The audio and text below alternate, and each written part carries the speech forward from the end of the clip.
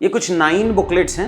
आप वेबसाइट पे जाएंगे, गूगल में सर्च करेंगे the IASM mains booster series, आपको मिल जाएगा। बहुत सारे बच्चों ने काफ़ी यूज़ किया है। हर्षिता गोयल जो रैंक 2 है, तो उन्होंने भी बहुत अच्छे से मेंस बूस्टर सीरीज को यूज़ किया था, और भी बहुत सारे टॉपर्स हैं जिन्होंने इसको यूज़ किया। अच्छे अच्छे कीवर्ड्स निकल के कहाँ से आएंगे? उसके लिए आपको एक काम करना है जो मैं यहाँ आपको दिखा रहा हूँ। पूरी मेंस बूस्टर सीरीज के इंडेक्स को यूज़ करते हुए मैंने करीब 80 से 85 डेज के आसपास का एक शेड्यूल बनाया है। ये शेड्यूल क्या है? ये शेड्यूल आपको इस वीडियो के डिस्क्रिप्शन में मिलेगा कि आपके जो मार्क्स होते हैं वो फेजेस में बढ़ते हैं। कि जब आप जीएस की बात कर रहे हैं 1 2 3 4 प्लस ऐसे और जोड़ लेते हैं अगर उसमें, तो आप पहले एक लेवल पे आएंगे, फिर सेकंड लेवल पे आएंगे, फिर थर्ड लेवल पे आएंगे। हाय बच्चों, नमस्कार, कैसे हैं आप? सो प्रीलिम्स 2025 का रिजल्ट आ गया है। आप में से बहुत सारे बच्चे हैं जो बॉर्डर लाइन पे थे बट पास नहीं हो पाए। अनफॉर्चुनेटली थोड़ा रिजल्ट ओपेक से प्रोसेस में आया है, मतलब स्टूडेंट्स ओवर फैचिंग 95 के आसपास में भी पास नहीं हो पाए। मे बी सी सेट का इशू होगा, 2-3 क्वेश्चंस ड्रॉप हुए होंगे, बबल का इशू होगा, पता नहीं यार किस।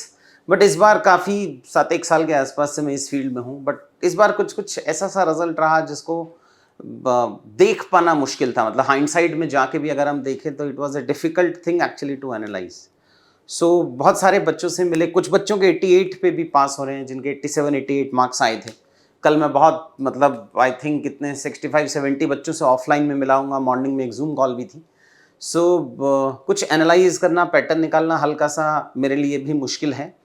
आपके लिए भी बहुत मुश्किल फेज़ होगा, बिकॉज कुछ 2023 का सा फुटप्रिंट निकल के आ रहा था। 23 में क्या हुआ था, यूपीएससी ने डिफिकल्टी लेवल इतना रख दिया था सी सेट का कि वो डुएबल ही नहीं लग रहा था। ऐसा लग नहीं रहा था कि पेपर पास हो सकता है। वैसा ही इस बार बहुत सारे बच्चे थे जिनके 95 के आसपास में आ रहे थे। They started preparing for mains as well. ठीक लेवल पे कॉन्फिडेंस जनरेट था, और अचानक से 100, 102, 103, 4 वाले बच्चों का भी नहीं हुआ, तो हल्का सा वो एक इम्पैक्ट आया उनका कि यार कितनी भी मेहनत कर लो और पेपर पास नहीं हो सकता है। जो बच्चे 2025 में मेंस लिख रहे हैं उनको हम क्यूपी के थ्रू या बाकी चीज़ों के थ्रू हेल्प कर ही रहे हैं ऑलरेडी। आपको जो इनपुट चाहिए होगा वेबसाइट पे जाके देख सकते हैं, या आपका नेक्स्ट 70 डेज़ के आसपास का शेड्यूल क्या होना चाहिए, मैं कुछ और आपके लिए वीडियो बना सकता हूँ। आप उसको समझ सकते हैं कि पहले कौन से पेपर से शुरू करना है। देखिए, पेपर 2 और पेपर 4 में यूजली ज़्यादा नंबर आ रहे हैं, बट पेपर 1 और पेपर 3 में थोड़े कम नंबर आ रहे हैं, बट वो गैप भी उतना ही है। पेपर 3 में अगर आप देखेंगे तो 80-75 के आसपास में बिलो एवरेज है, 95-100 इज अबव एवरेज। गैप वही 15 से 20 मार्क्स का है। अगर आप पेपर 1 में देखेंगे उसमें भी सेम ही सीन है कि 85-90 के आसपास में आ रहे हैं ज़्यादातर बच्चों के। बहुत कम बच्चे हैं जो 105-115। तो ये जो पेपर का एनालिसिस है ये हम किसी और वीडियो में करेंगे। आज का मेरा फोकस ये था कि जो बच्चे डायरेक्शन नहीं देख पा रहे हैं, क्या करना चाहिए, और अगर कुछ हमसे हेल्प लेना चाह रहे हैं, नहीं लेना चाह रहे हैं, फ्री में कैसे हम उनकी हेल्प कर सकते हैं, उससे रिलेटेड एक वीडियो बनाना था। इस वीडियो के 2 कंपोनेंट्स हैं। कुछ टेस्ट सीरीज का कंपोनेंट है और एक हमने मेंस बूस्टर सीरीज है हमारी, वो वेबसाइट पे जाके आप फ्रीली डाउनलोड कर सकते हैं। मेंस बूस्टर सीरीज की बुकलेट कुछ ऐसी दिखती हैं। ये कुछ 9 बुकलेट्स हैं। आप वेबसाइट पे जाएंगे, गूगल में सर्च करेंगे the IASM mains booster series, आपको मिल जाएगा।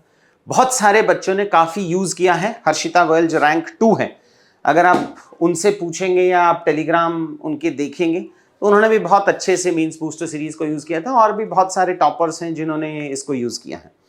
मेंस बूस्टर सीरीज़ को पढ़ने के बाद उसका पढ़ने का तरीका क्या होना चाहिए? देखिए, ये किताबें कुछ ऐसी दिख रही होंगी आपको। अगर इसकी आपको हार्ड कॉपी चाहिए तो आप वेबसाइट से ले सकते हो, soft copy free of cost है। तो आपको ये बुकलेट कुछ ऐसी दिखती है।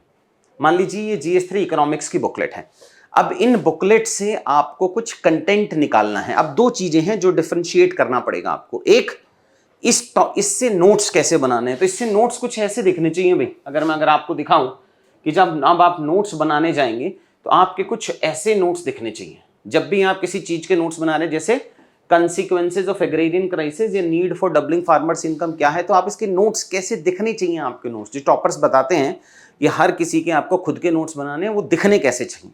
तो वो दिखने कुछ ऐसे चाहिए। अगर अपन ने एक टॉपिक लगाया, उस टॉपिक पे कोई टेम्पलेट फिल करिए। टेम्पलेट क्या होती है, अगर आप मेरे पुराने वीडियोस देखेंगे यूट्यूब पे आपको मिल जाएंगे। अपन ने एक टेम्पलेट लगाया और उस टेम्पलेट को लगा के 1.5-2 लाइन में एक्सप्लेनेशन और फिर एग्जाम्पल, बीच में कुछ ग्राफ। ये बच्चों ने 2026 क्यूपी के 2026 के जो बच्चे हैं उन्होंने अपना कुछ नोट मेकिंग स्टार्ट किया है, वो दिखा रहा हूं मैं आपको। प्लस बीच में एक फॉर्मूला लगा दिया, तो एक टॉपिक के नोट आपके डन हो गए। फिर आप नेक्स्ट टॉपिक पे गए, कि benefits of natural farming in India, उसके नोट्स हो गए। ये सेकंड लेवल नोट्स हैं भाई, ये जो आप नोट्स बना रहे हो। उससे पहले आपको हर टॉपिक का मतलब ये है, अगर आप देख रहे हैं significance of agree export, significance of agree export के कुछ स्पेसिफिक फैक्ट्स होंगे, कुछ उस टॉपिक स्पेसिफिक फैक्ट्स हैं जो आपको निकालने हैं, जैसे डबलिंग फार्मर इनकम है, एम्प्लॉयमेंट पोटेंशियल है, इंफ्रा ट्रिगर है, मल्टीप्लायर इफेक्ट है। अब ये गुड की अच्छे कीवर्ड्स निकल के कहां से आएंगे, उसके लिए आपको एक काम करना है जो मैं यहां आपको दिखा रहा हूं। पूरी मेंस बूस्टर सीरीज के इंडेक्स को यूज करते हुए मैंने करीब 80 से 85 डेज के आसपास का एक शेड्यूल बनाया है। ये शेड्यूल क्या है, ये शेड्यूल आपको इस वीडियो के डिस्क्रिप्शन में मिलेगा। आप अगले 80 दिन इस असाइनमेंट को करेंगे। आप खुद से कर सकते हैं, वेल एंड गुड है, नहीं कर सकते हैं आप क्यूईपी 2026 में एनरोल कर सकते हैं, बट प्रोसेस ऐसा ही चलाना है आपको। ये कुछ टॉपर्स के एक्सप्लेनेशन वीडियो हैं, इन्हीं बुक्स को कैसे पढ़ना है उसके वीडियो के डिस्क्रिप्शन में वो भी मिल जाएगा। ये कुछ मेरे लास्ट ईयर के टॉपर्स थे, इनमें से 2-3 बच्चे आईएएस हैं, बाकी आईपीएस हैं। तो आप यहाँ जाएंगे फिर आपने इन टॉपिक्स को, ये हिंदी वाला है जैसे, इन टॉपिक्स को कितने दिन दिए हैं वो मैंने यहाँ पे डाला है। इसका एक्सप्लेनेशन, इसका शेड्यूल आप वीडियो के डिस्क्रिप्शन से जाके डाउनलोड कीजिए। अब मान लिए मैंने आपको दिया है, पहले दिन आपको पढ़ना है इकोनॉमिक ग्रोथ डेवलपमेंट इनइक्वालिटी। आप इस चैप्टर पे गए, आपने देखा इकोनॉमिक ग्रोथ क्या है, ये क्या है, वो क्या है, इसको पूरा 1 रीडिंग लगाया आपने इस चैप्टर को, और वहां से आपको इसके कुछ नोट्स बनाने हैं। नोट्स कैसे दिखेंगे आपको, अगर मैं दिखाना चाहूं तो एक सेकंड दीजिए। ये जैसे ये इंटरनल सिक्योरिटी और इंटरनेशनल रिलेशन का इंडेक्स है, तो आपको इंटरनल सिक्योरिटी और इंटरनेशनल रिलेशंस का मैंने डे वाइज आपका डिवाइड कर दिया है। इसको आप डाउनलोड कर सकते हैं। ये first chapter, second chapter, third chapter, उन तीनों चैप्टर के कुछ पॉजिटिव कीवर्ड्स लिख लेने हैं आपको मेंस बूस्टर से निकाल के, कुछ नेगेटिव कीवर्ड्स लिख लेने हैं, और उसके बाद एक फॉर्मूला बना देना है। तो इसका मतलब एक दिन में आपने मेंस बूस्टर को पढ़ा। मेंस बूस्टर को पढ़ने के बाद आप यहाँ पे कुछ फॉर्मूलाज, ग्राफ और पॉजिटिव और नेगेटिव कीवर्ड बनाएंगे। अगर 2026 क्यूईपी के बच्चे हैं तो आप इसको अपलोड करेंगे। अपलोड करने के बाद आपको मेंटर का ऑडियो फीडबैक मिलेगा, वो आपको बताएंगे कि आपका फॉर्मूला अच्छा है, ग्राफ अच्छा है, कीवर्ड अच्छा है, खराब है, ये कीवर्ड क्यों नहीं लेना चाहिए था, ये कीवर्ड कैसे बेटर है। ये सारी चीजें आपको अगले 85 दिनों तक करनी है। तो आपका शेड्यूल रफली होना कैसा चाहिए, तो भाई मुझे आपके 8 घंटे चाहिए हर दिन। For the next 80-85 days you have to give me 8 hours every day. पूरे 6 महीने क्या करना है, तो 80-85 दिन, 3 महीने मोटा मोटी ये करना है, और 3 महीने का शेड्यूल मैं आपको आगे बताता हूं। तो इसमें आपको हर दिन ये 4 घंटे का असाइनमेंट करना है जो मैं आपको दिखा रहा हूं।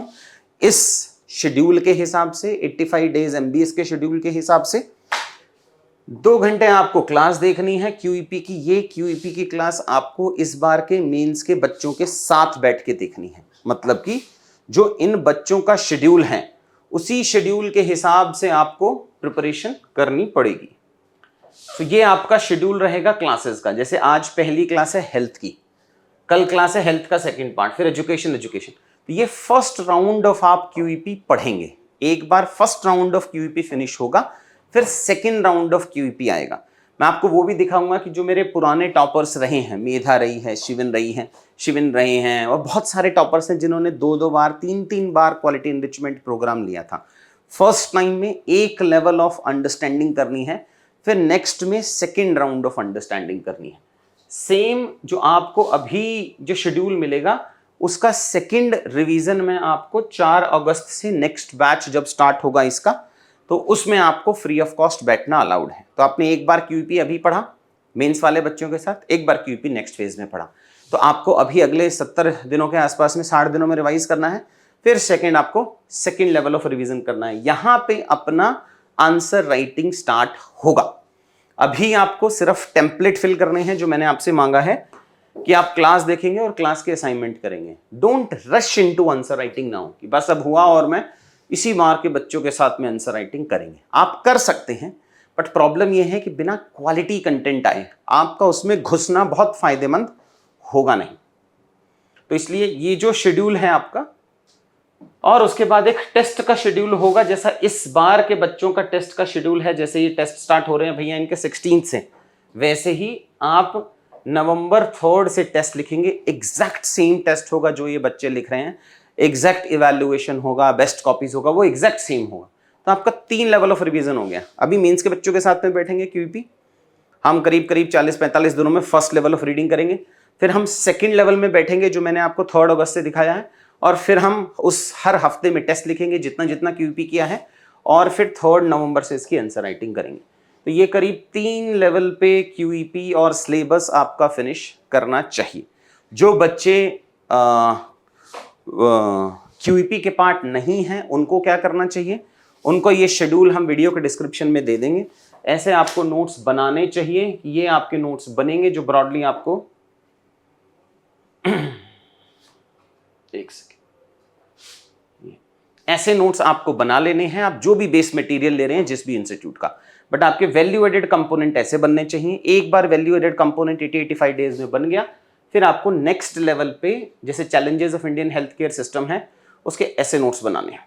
ये अगर अपन 30-40% के नोट्स बन गए, इसी फॉर्मेट में क्वेश्चन आना है, इसी फॉर्मेट में लिखना है।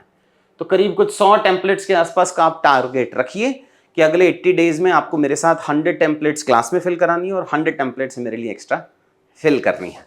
अब मैं आपको बताता हूं कि जो मेरे साथ पुराने क्यूईपी के बच्चे रहे हैं उनकी स्टोरी क्या है। देखो भाई, सबसे पहले जो पुराने बच्चे रहे हैं हमसे, सो हर्षिता हैं जिन्होंने मुझसे टोटल एनरिचमेंट प्रोग्राम लिया था, टीईपी, जिसके अंदर क्यूईपी आता है, करंट अफेयर्स आता है, ऐसे आता है, एथिक्स आता है, सारे कंपोनेंट्स आते हैं। प्लस जैसा मैंने आपको बताया था कि उन्होंने मेंस बूस्टर सीरीज को काफी अच्छे से यूज किया था। फ्री रिसोर्स है, आपको 100% डाउनलोड करना चाहिए, वेबसाइट पे आपको मिल जाएगा। सो हर्षिता रहे हैं, प्लस मेधा रहे हैं। मेधा का आपको पता है, Medha was our QEP student for 3 years. पहली बार उन्होंने मेंस के बाद में लिया था, उसके नेक्स्ट ईयर में उन्होंने प्री के नेक्स्ट डे ले लिया था, बट प्री पास नहीं हो पाया था उनका, और थर्ड टाइम पे उन्होंने जब यूज किया क्यूईपी को लिया था प्री के जस्ट नेक्स्ट डे में, और उन्होंने फाइनली उनके मार्क्स बढ़े थे 350 से 463 मार्क्स, 100+ मार्क्स वो बढ़ा पाए थे। फिर शिविन है, शिविन मेरे पास 2 बार के क्यूईपी का बच्चा है। जब ये स्टूडेंट थे तब उन्होंने क्यूईपी 2 बार लिया था, 2021 में, 2022 में। तो 2 बार क्यूईपी इन्होंने पढ़ा है, ठीक ठाक सा स्कोर आया है, आपने इनकी क्लासेस भी शायद देखी होंगी। तो क्यूईपी का ही एक वर्जन एक हो ही जाता है जब आप 2 बार किसी चीज को पढ़ लेते हैं, 2 बार किसी टीचर से पढ़ लेते हैं, उसको एब्जॉर्व कर लेते हैं, उसका पेडागोजी एब्जॉर्व कर लेते हैं, तो आप देखेंगे टेम्पलेट्स वगैरह कंटेंट लेवल पे आपको क्यूईपी की परछाई उसमें ठीक ठाक से लेवल पे दिख जाएगी। बट उन्होंने भी क्यूईपी 2 बार लिया था। नेक्स्ट ईरम है, Iram was again associated with me for quality enrichment programme. तो वो तो पुराना बच्चा है, 2021-22 में आया था मेरे पास में, उन्होंने आईएनए लिया था, क्यूईपी लिया था, फिर सिलेक्शन हुआ था, पिछली बार रेलवेज हुआ था, इस बार वापस लिया था, और finally she got all India rank 40। काफी पुराना बच्चा है।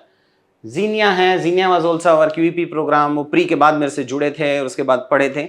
Finally she also got, I think, hopefully, मैं ये चाहता हूं कि उनकी फर्स्ट प्रायोरिटी आईएफएस है, इसी बार आईएफएस मिल जाए उस बच्चे को। और टेस्टिमोनियल में भी उसने क्यूईपी का यूज किया हुआ है, 3 T's। और बच्चियां हैं जो हमसे पढ़े थे जिन्होंने क्यूईपी का पार्ट लिया था, और भी बहुत सारे बच्चे हैं। नुपुर हैं, नुपुर का हिस्ट्री मतलब काफ़ी इमोशनल भी रहा है मेरे लिए और आपके लिए काफ़ी एस्पिरेशनल होगा, क्योंकि वो 6th अटेम्प्ट में बच्चे का ऑल इंडिया रैंक 11 आया था, और 5th अटेम्प्ट के बाद मतलब मोटा मोटी ऑप्शंस छोड़ दिए थे उन्होंने। शी हैज़ जॉइंड आईबी की जॉब, घर पे थोड़े इश्यूज थे। मिडिल क्लास फैमिली से अगर आप आते हो और 4-5 साल अगर आपके लगातार पेपर पास नहीं हो रहा है तो एक लेवल के बाद आप छोड़ते हो कि कुछ अल्टरनेट में चले जाएं। शुभम रहे हैं, ये तो बच्चा first, he is the youngest IAS of India. Jaibind रहे हैं। सो जर्नी आपकी, कहानी कहने का मतलब मेरा ये है कि आपके जो मार्क्स होते हैं वो फेजेज में बढ़ते हैं, कि जब आप जीएस की बात कर रहे हैं 1 2 3 4 प्लस ऐसे और जोड़ लेते हैं अगर उसमें, तो आप पहले एक लेवल पे आएंगे, फिर सेकंड लेवल पे आएंगे, फिर थर्ड लेवल पे आएंगे। तो जीएस में पहले आपको 350 कंसोलिडेट करना है। अगर आप 40 दिन मेंस के बच्चों के साथ में पढ़ेंगे तो अपन 350 के आसपास में कंसोलिडेट कर लेंगे। फिर जो नेक्स्ट लेवल की क्लासेज है, मैंने आपको बताया अगस्त, सितंबर, अक्टूबर 3 महीने जो हम पढ़ेंगे उसमें हम 400 के लेवल पे आएंगे। उसके बाद जब हम डेली टेस्ट लिखेंगे 7 क्वेश्चंस रियल टाइम में, उनका डिस्कशंस, उसका इवैल्यूएशन, तब हम एक्सपेक्ट करेंगे कि हम 430, 440, 450, 463 का लेवल मैंने पहुंचाया है बच्चों को, मेधा के नंबर बढ़े हैं, तो मुझे पता है कि 460 प्लस तक कैसे लाया जाता है।